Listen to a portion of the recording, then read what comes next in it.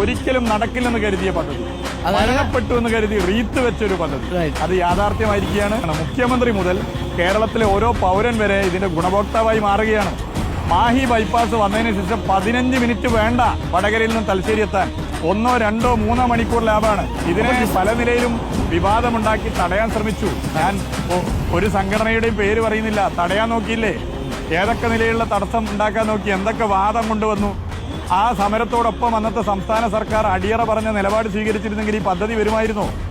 കാലാണ് ഇനി തരാൻ പറ്റില്ല, നിങ്ങളുടെ മുൻ സംസ്ഥാന ഗവൺമെന്റിന്റെ കെടുകാര്യസ്ഥതയാണെന്ന് പറഞ്ഞ നിലപാട് കേന്ദ്രം സ്വീകരിച്ചപ്പോൾ എന്നാൽ പിന്നെ ഈ പദ്ധതി ഒഴിവാക്കാമെന്നുള്ള സമീപനം പിണറായി വിജയനും ഗവൺമെന്റും എടുത്തിരുന്നെങ്കിൽ ഈ പദ്ധതി ഉണ്ടാകുമായിരുന്നോ? അതിന് ഫണ്ട് കണ്ടെത്തിയില്ലേ?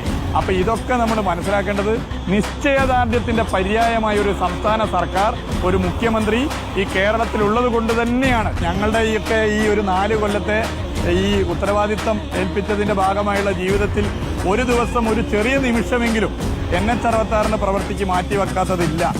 ഒരു ദിവസമെങ്കിലും ഈ പ്രവൃത്തിയെക്കുറിച്ച് ചിന്തിക്കാത്തതോ, ഈ പ്രവൃത്തിക്ക് വേണ്ടി ഒരു ഫോൺ കോൾ ചെയ്യാത്തതോ, ഈ പ്രവൃത്തിക്ക് വേണ്ടി ഒരു യോഗത്തിൽ പങ്കെടുക്കാത്തതുമായ ദിവസമില്ല. അങ്ങനെ നമ്മളെല്ലാവരും ഇടപെട്ടിട്ടുണ്ട്. ലോകത്തെവിടെയുമുള്ള മലയാളിയുടെ സ്വപ്ന പദ്ധതിയാണ് ദേശീയപാത വികസനം. കാസർഗോഡ് മുതൽ തിരുവനന്തപുരം വരെ 45 മീറ്റർ 6 വരി. പ്രിയപ്പെട്ടവരെ, 2025 ഡിസംബറിൽ യാഥാർത്ഥ്യമായി 2026 പുതുവത്സര സമ്മാനമായി നമുക്ക് നൽകാനാകും.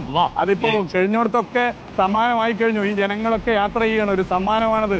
എല്ലാവരും യാത്ര ചെയ്തുകൊണ്ടിരിക്കുകയാണ്.